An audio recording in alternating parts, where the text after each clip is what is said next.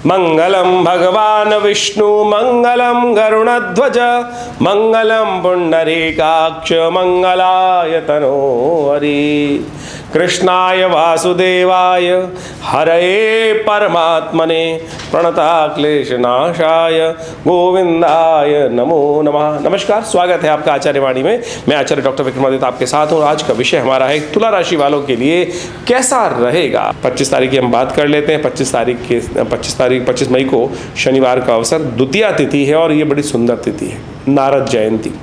कहा जाता है भगवान नारद जब भगवान की आराधना करते हैं तो एक दिन भगवान नारद ने भगवान विष्णु से एक बात पूछी थी कि महाराज, लोग कहते हैं हम आपको कहाँ ढूंढें।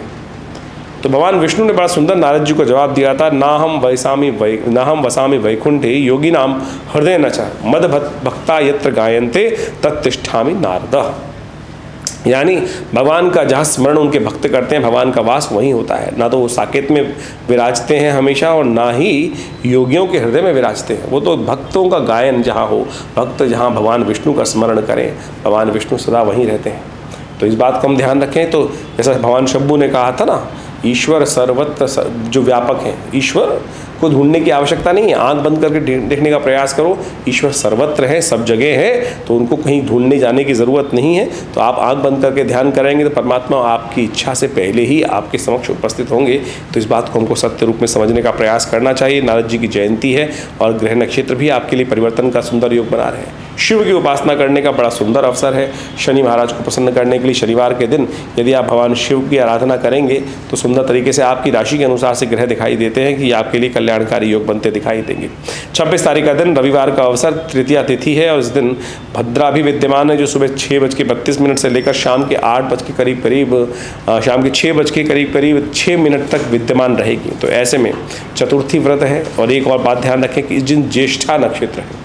यदि कोई जातक जन्म ले रहा है तो उसकी मूल शांति अवश्य कराने का प्रयास करना चाहिए उनके माता पिता को, अन्यथा वो बालक पूरे जीवन के लिए कई लोगों के लिए भारी होते हैं। तो इस बात का ध्यान रखते हुए कार्य करेंगे तो अच्छा रहेगा। ग्रह नक्षत्रों के दृष्टिकोण से रविवार का अवसर है। सूर्य महाराज इन दिनों आपकी राशि के अनुसार से अष्टम भाव में चल रहे हैं, जो थोड़े से कमज़ोर दिखाई देते हैं। तो उनकी शक्ति को प्राप्त करने के लिए आपके लिए अच्छा है कि भगवान सूर्य को सुबह सुबह जल दें अवश्य और उनका ध्यान करते हुए उनका ओज ग्रहण करने का प्रयास करें। कीर्ति के लिए किए गए कार्य जो है वो इसमें कम से कम फल देते दिखाई दे रहे हैं। तो इसलिए सूर्य की शक्ति को प्राप्त आपको करने का प्रयास करना चाहिए। तेज थोड़ा कम हो सकता है तो सूर्य का ध्यान कर उसका आप लाभ लेने का प्रयास कीजिए। 26 तारीख का अवसर तो हमने आपको जो बताया, उसके साथ साथ 27 तारीख को भी समझ लीजिए।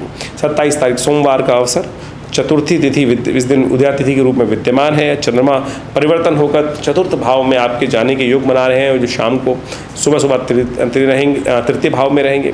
और ये ग्रह नक्षत्रों के दृष्टिकोण से आपके लिए अच्छा योग बनता दिखाई दे रहा है। लेकिन कुछ लोग आपके कार्यों में विघ्न उपस्थित करने का प्रयास कर सकते हैं, आपके मंतव्य को सॉल्व करने में कमी ला सकते हैं, आपके टाइम को डाइवर्ट करने का प्रयास कर सकते हैं। तो ऐसे में अपने कार्य के प्रति थोड़ा सा सीरियस रहते हुए कार्य करना आपको बहुत ज़रूरी है।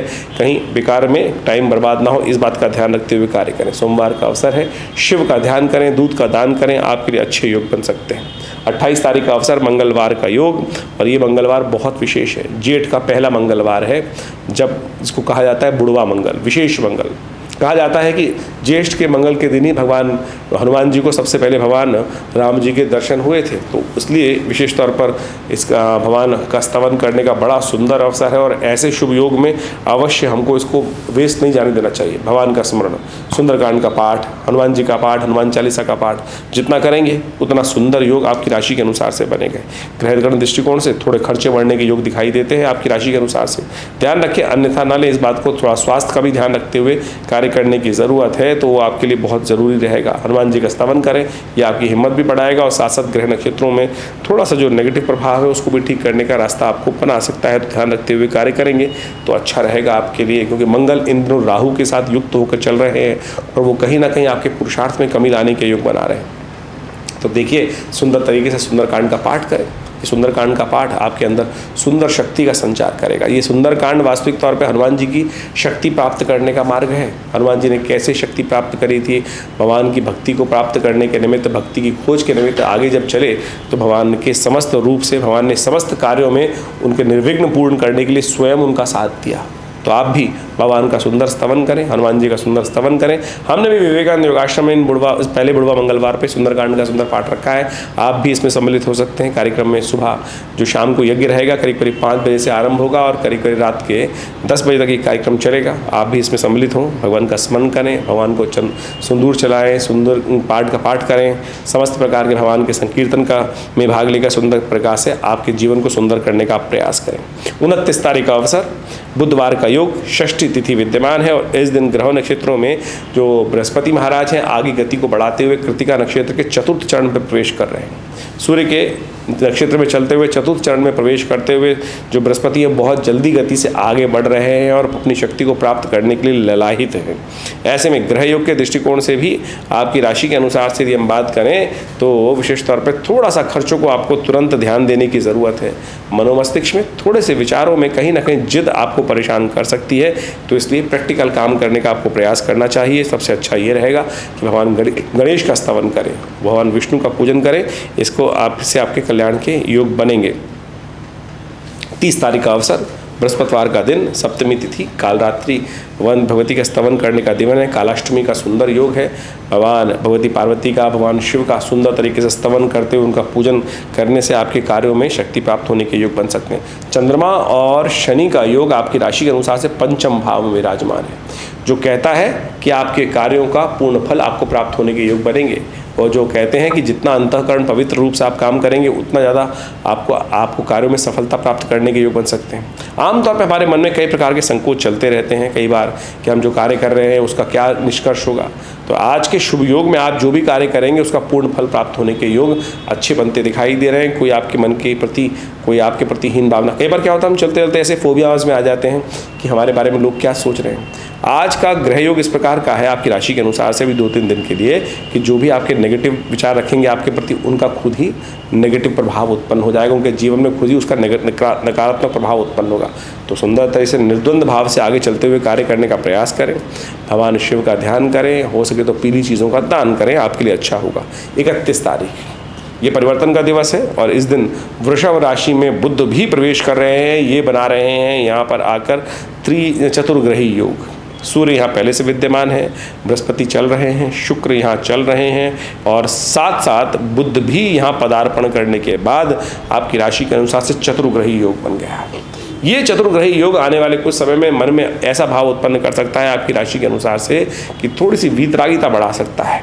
जब लगातार हम कार्य करते हैं और हमारे कार्य पूर्ण नहीं होते तो मन में कई बार लगता है कि क्या करें। ये कई बार ग्रहों का खेल ही है आपके, आप और बहुत सारे लोगों को नहीं करेगा, लेकिन आपकी राशि में जो अष्टम भाव में योग बना है ये वीतरागिता को उत्पन्न करेगा, संसार से थोड़ी सी भिन्नता उत्पन्न करने के मन में योग बनाएगा। बहुत लंबा नहीं है, बृहस्पति के उदय होते ही ये परिवर्तन का योग सुंदर तरीके से आपके लिए बन जाएगा। तो चिंता ना करें, अभी थोड़ा सा उसका उपचार करने का प्रयास करें, गौ पूजन करें, ये आपके लिए अच्छा उपाय है। इससे आपको जीवन में जो थोड़ी सी निष्क्रियता दिखाई दे रही है, थोड़ी सी उदासीनता जो मन में चल रही है तुला राशि वालों के लिए, उसमें परिवर्तन आने का योग अच्छे से बन सकता है। देखिए, ग्रह नक्षत्रों का प्रभाव तो आपने समझा। इन ग्रह नक्षत्रों के प्रभावों को हर समय कुछ ना कुछ परिवर्तन के योग बनते ही रहते हैं और उन प्रभावों को हम आपके समक्ष, हमारे इस चैनल के माध्यम से आपके समक्ष बताते रहते हैं। हमारा ज्योतिष का विज्ञान का जो प्रभाव जो समझने का है, समझाने का है, वो हमने पौराणिक मत से जोड़ने का प्रयास किया, वैदिक मत से जोड़ने का प्रयास किया है। आमतौर पर ज्योतिष विज्ञान जो है वो लोग टोटकों से कुछ दुकान को चलाने के लिए बहुत सारी व्यवस्था बना देते हैं। कोई नग बेच रहा है, कोई कुछ बेच रहा है, ज्योतिष को लोगों ने दुकान बना दिया है। लेकिन हम इस कार्यक्रम के माध्यम से आपको समझाने का प्रयास करते हैं जो पंचांग आपके समक्ष ज्योतिष के रहस्यों को रखता है। यदि पंचांग खोल के देखेंगे तो हर रोज़ कोई ना कोई उत्सव वहाँ विद्यमान शास्त्र के द्वारा बताया गया है। यही ज्योतिष का वास्तविक तौर पर पौराणिक रहस्य है। इसी कारण से ज्योतिष के अंदर पंचांग की व्यवस्था की गई। पंचांग से ही ज्योतिष की समस्त गणनाएं जो की जाती हैं वो वहाँ उसका विज्ञान उपस्थित किया जाता है, पूरी विवेचना की जाती है। कारण ये है कि जो धर्म, जो हमारे उत्सव है, ये वास्तविक तौर पे कहीं ना कहीं ये हमारे कष्टों को दूर करने का रहस्य अपने अंदर समेटे होते हैं। इसमें केवल पूजा पाठ ही नहीं है, बहुत कुछ और भी रहस्य हैं। इनकी कथाएं भी हमारे जीवन में हमको बहुत सारे कार्यों को ठीक करने के लिए, कष्टों को दूर करने का रास्ता बताती हैं और समय समय पर हम उन सब कथाओं को आपके समक्ष अपने इस चैनल के माध्यम से रखते ही हैं और वही उपाय बताने का प्रयास करते हैं जो शास्त्रोक्त हो। आमतौर पे लोग केवल अंगूठी पहनकर या कुछ और कर कर किसी प्रकार से टोटके कर कर अपने कष्टों को निवारण करने का उपाय करने की प्रयास करते हैं और फिर अनेक विचित्र विडंबनाओं में फंस जाते हैं, क्योंकि उसका रिजल्ट आते ही नहीं है। लेकिन ग्रह नक्षत्रों के दृष्टिकोण से यदि हम समझें तो क्या प्रभाव, क्या स्वभाव आपके राशियों के परिवर्तन से प्राप्त हुआ। अभी कुछ दिन पहले एक व्यक्ति हमारे पास जन्मपत्ति दिखाने आए।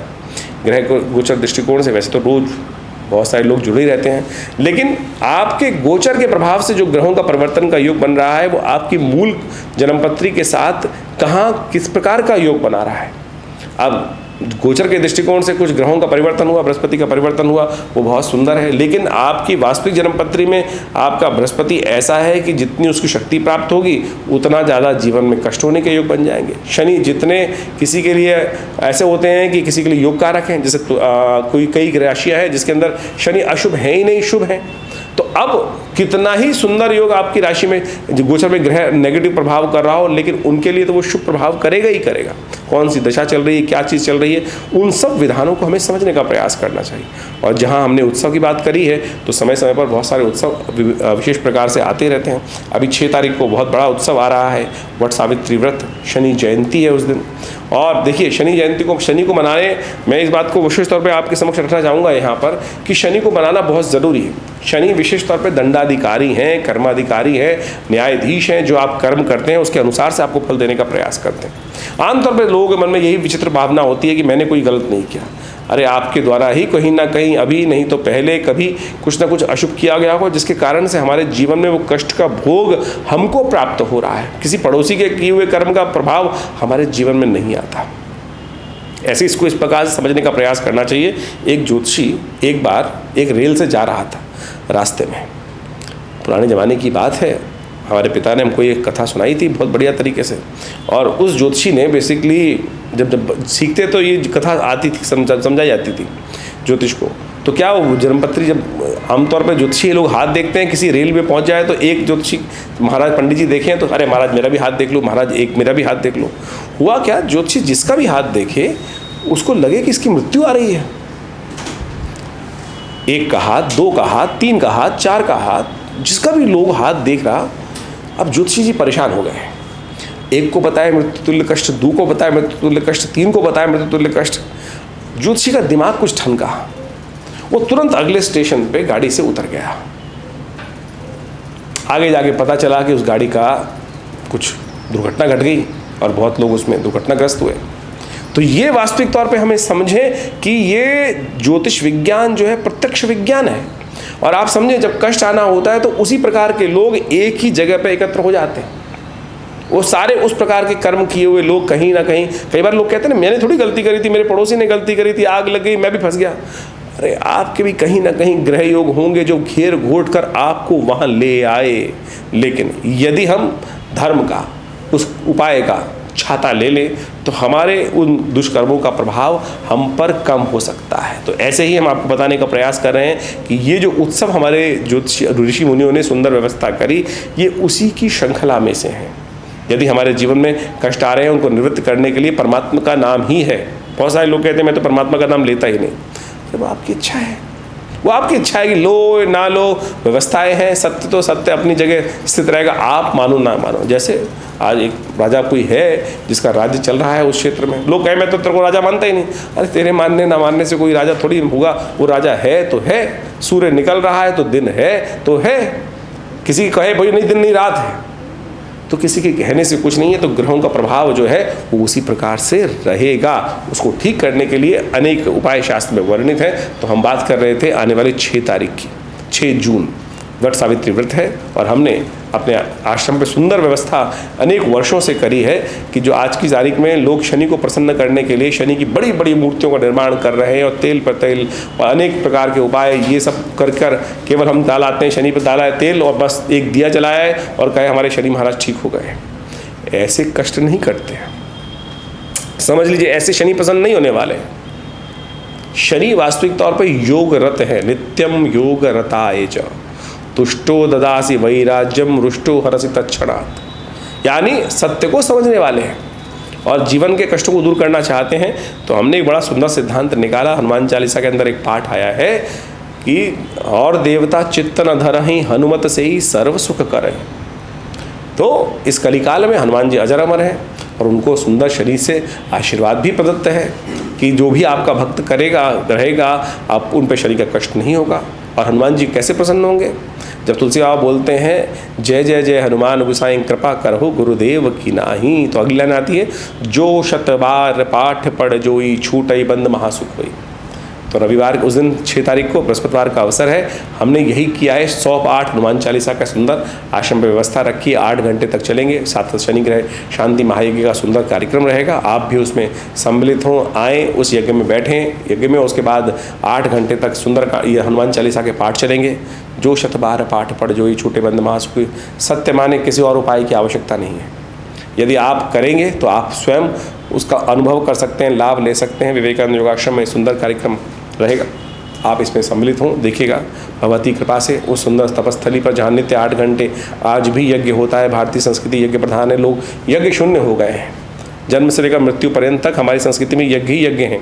और हमारे इस आश्रम में हमारा सुंदर सौभाग्य है कि आचार्य श्री केशव देव जी के कार्य से, उनकी प्रेरणा से आज भी वहाँ नित्य 8 घंटे यज्ञ होता है पिछले 50-60 सालों से।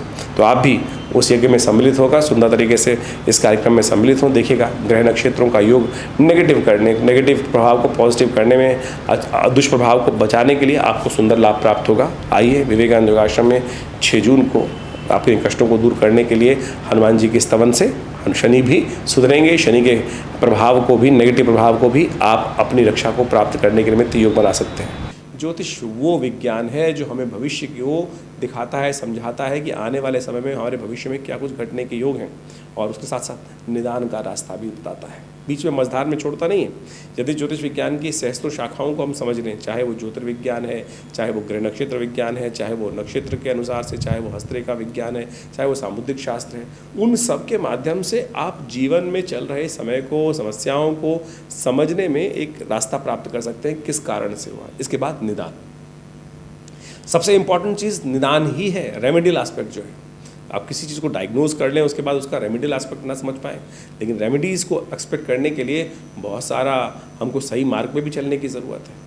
और सही मार्ग जो है वो वेद, पुराण, उपनिषद माध्यम से जो हमें प्राप्त होता है वही होता है। और उसी को समझते हुए भारतीय ज्योतिषविदों ने पंचांग का निर्माण किया, उसमें तिथियों का निर्माण किया, तिथि के साथ साथ विभिन्न योग के बारे में बताया, विभिन्न उत्सवों को साथ में जोड़ा, जिससे पौराणिक मत के अनुसार से उन रहस्यों को, उन कथाओं के माध्यम से हम समझ पाते हैं कि किस कार्य को करने से कैसे हम अपने जीवन के कष्टों को दूर कर सकते हैं। जैसे अभी एक शनि जयंती पर्व आ रहा है आने वाले समय में। शनि जयंती वो पर्व है, विशेष तौर पर कहा जाता है कि शनि आम तौर पर जीवन में कई कष्ट देने के योग देता है, लेकिन शास्त्र में यदि शनि स्तोत्र को सुने तो उसके अंदर एक लाइन आती है, तुष्टो ददासी वै राज्यम रुष्टो हर्षि तत्क्षणात्। लेकिन अब समस्या यह है कि यानी जब शनि प्रसन्न हो जाए तो बहुत बिल्कुल एक क्षण के अंदर राज्य दे दें, और यदि अनिष्ट करने रुष्ट हो जाए तो सब कुछ अनिष्ट कर दें एक सेकंड में ही। रुष्टो ददासी तुष्टो ददासी वही राज्यम रुष्टो हरसि तत्क्षणात्, एक क्षण के अंदर ही सब हरने। अब इसको ठीक करने के लिए शास्त्र में क्या, शनि को प्रसन्न करने के लिए विभिन्न शास्त्र में, उपनिषद इत्यादि में बहुत सारे रास्ते बताए गए हैं। शनि जयंती के बारे में हम बात कर रहे हैं, तो आने वाले शनि जयंती के अवसर पर ऐसे विशेष तौर पर योग बनते हैं। लेकिन आज समस्या क्या होगी कि शनि के लिए बहुत सारे लोग तेल पे तेल दान करने के लिए अनेक प्रकार की व्यवस्था बनाते हैं, और जाके शनि को स्नान करने के लिए तेल पर तेल 10-10 टीन 20-20, एक तो ऐसे ज्योतिषी महाराज के या टीवी पे आके बोल रहे थे कि 100 टीन शनि पे चढ़वा दीजिए, और बड़ी से बड़ी मूर्तियाँ शनि की हमने स्थापित करवा दी हैं लोगों की। शनि को बड़ा करने से नहीं, हम अपने विशेष तौर शनि को तो छोटा करने की ज़रूरत है। शनि को जितना बड़ा करके बनाएंगे ना, शनि उतना ज़्यादा व्यापक अपना प्रभाव उत्पन्न करेगा। शनि को छोटा करें। शनि की मूर्तियाँ शास्त्र में कहीं वर्णित नहीं की हैं। शास्त्र के अनुसार से तो प्रधान देवताओं की उपासना करने के विधान बताए गए हैं, शिव का, सूर्य का, विष्णु का, दुर्गा का, गणेश का, इन्हीं के रूप में देवताओं को प्रतिष्ठित किया जाता है, उनके द्वारा ही मार्ग प्रशस्त होता है। जितने शिव के अंश हैं उन सब के अनुसार से उनको पूजन करने का प्रयास करें। अभी शनि जयंती की आज जो आ रही है, उस दिन हमने भी विवेकानंद योगाश्रम में बड़ा सुंदर कार्यक्रम रखा कि हम कई सालों से ये व्यवस्था चलती है कि शनि जयंती के दिन आप सबसे श्रेष्ठ काम करें, क्योंकि हनुमान जी को शनि का आशीर्वाद जब से मिला कि जो हनुमान जो का भक्त होंगे शनि उनको कभी नष्ट नहीं देंगे, शनि कभी भी उनका अनिष्ट नहीं करेंगे। तो हमने इस आने वाली 6 जून को जो शनि जयंती है उस दिन 100 पाठ हनुमान चालीसा के विवेकानंद आश्रम में रखें। आनंद भाव से 8 घंटे तक ये सुंदर कार्यक्रम चलेगा। शनि ग्रह शांति महायज्ञ रहेगा, और इन सब विभिन्न मंत्रों का, शनि के स्तोत्रों का, शनि की नामावली का, शनि के वैदिक मंत्रों का, सबका उसके अंदर समाविष्ट करके सुंदर तरीके से यज्ञ किया जाएगा। और उस दिन आप सब भी अपने शनि ग्रह के दुष्प्रभाव को दूर करने के लिए, अनिष्ट को दूर करने के लिए सुंदर तरीके से यज्ञ में पधार सकते हैं। ज्योतिष विज्ञान के माध्यम से यह है निदान का तरीका। निदान सरलता से किया जाए, आनंद भाव से, भक्ति से किया जाए, और जहाँ भक्ति होगी, विश्वास होगा, उस कष्ट का निवारण करना बड़ा आसान होगा, आनंद भाव से होगा। तो आप चीज़ों को समझते हुए और सब कार्य करते हुए यदि इन सब भक्ति भाव के माध्यम से, दान के माध्यम से, यज्ञ के माध्यम से, मंत्र जप के माध्यम से ग्रहों का निदान करेंगे तो वो आपके लिए सबसे श्रेष्ठ रहेगा। और ऐसे में एक बात और समझिए कि जो हम कई बार ज्योतिष के माध्यम से हर बार हम आपके साथ रहते हैं, ये हम गोचर के प्रभाव को आपको समझाने का प्रयास करते हैं, ग्रहों का परिवर्तन गोचर में किस प्रकार से हो रहा है। लेकिन इसके साथ साथ आपकी जन्मपत्री जो एक मुख्य विषय है, गोचर में तो ग्रहों का प्रभाव पूरे विश्व में एक से ही हो रहा है, लेकिन उन सब पर अलग अलग प्रभाव पड़ेगा जो जिस लेवल पर है। आप समझें कि एक छोटा व्यक्ति है, रिक्शा चलाने वाला व्यक्ति है, तो उसके अनुसार से ग्रह का प्रभाव होगा। एक वही व्यक्ति जो है, उसी प्रकार का व्यक्ति बहुत बड़े पद पे बैठा हुआ, तो उस पर अलग प्रभाव होगा। यानी जिस प्रकार के लेवल पर आप हैं, जन्मपत्री जिस प्रकार की आपकी है, जब जन्म समय है, उसके अनुसार से ग्रह योगों का आपका योग बना हुआ है, उसके अनुसार से गोचर का प्रभाव आपको समझने को, देखने को मिल सकता है। तो उन सबको समझें। तो इस प्रकार से अपनी जन्मपत्री का चिंतन, विशेष तौर पर गहन अध्ययन अवश्य करवाने का प्रयास कीजिए, तभी आपको वास्तविक तौर पर चीज़ों का वास्तविक लाभ प्राप्त होगा कि किस प्रकार को समय को जानने को मिलेगा कि कौन सा समय हमारे लिए अच्छा है। अभी कुछ दिन पहले हमारे पास एक व्यक्ति आए और उनकी राशि स्पेसिफिकली थी, और राशि में गोचर में प्रभाव अच्छा खासा बन रहा था, लेकिन उस प्रभाव से पहले ही उनकी दशा महाराज एक विशेष तौर पर ग्रह की परिवर्तन की आई, और उस परिवर्तन के ग्रह के कारण से वो इतने बड़े गड्ढे में चले गए कि करोड़ों रुपए उनके पहले ही जा चुके थे। तो वो समझे कि मतलब हमने अध्ययन गोचर को तो समझने का प्रयास किया, गोचर के बाद उस काफ़ी ज़्यादा नीचे के आने के बाद उन्होंने रिकवरी भी बहुत कर ली ग्रह पर गोचर के परिवर्तन से। लेकिन आप समझो कि मूल को, जन्मपत्री को समझना बहुत ज़रूरी है। मूल जन्मपत्री को समझकर वास्तविक तौर पर हम समझ सकते हैं कि ग्रहों की अवस्था वास्तविक तौर पर आपके लिए गोचर में किस लेवल का प्रभाव उत्पन्न करने वाली है। इसके लिए आप विशेष तौर पर इन सब विषयों को अच्छे समझने का प्रयास करेंगे तो अच्छा रहेगा। दिल्ली में विवेकानंद योगाश्रम लगातार पिछले करीब 60-70 सालों से सुंदर कार्य, योग, प्राकृतिक चिकित्सा, अध्यात्म के क्षेत्र में, विशेष तौर पर ज्योतिष के क्षेत्र में, पराविद्याओं के क्षेत्र में कार्य कर रहे हैं हम लोग। और हमारे आश्रम के माध्यम से इन सब कार्यों में शोध कर विभिन्न प्रकार से हमने विभिन्न पुस्तकों का निर्माण किया है और विभिन्न पुस्तकों का प्रकाशन भी किया है, और विभिन्न प्रकार से भारतीय संस्कृति के विभिन्न आयामों पर रिसर्च ओरिएंटेड ऑर्गेनाइजेशन हमारे आचार्य श्री केशवदेव जी महाराज के सानिध्य में कार्य अब भी कर रहा है। यज्ञ के क्षेत्र में नित्य प्रति 8 घंटे यज्ञ किया जाता है। तो आप सब भी इस संस्थान से जुड़ सकते हैं और बहुत सारे कार्य का लाभ ले सकते हैं। हर रोज़ करीब 8 घंटे यज्ञ होता है। रविवार के यज्ञ में सादर आप सब लोग आमंत्रित हैं। और इस जेठ के महीने में हर मंगलवार पर सुंदर कांड का सुंदर पाठ रहेगा, मंगल ग्रह शांति यज्ञ रहेगा, शनि जयंती का अवसर आएगा, उसमें शनि ग्रह शांति महायज्ञ का सुंदर आयोजन रहेगा। तो आप सब इन समस्त कार्यक्रमों में सम्मिलित हों, आप भगवान प्रसन्न होंगे आप पर और कष्टों को दूर करने का योग बनाएंगे।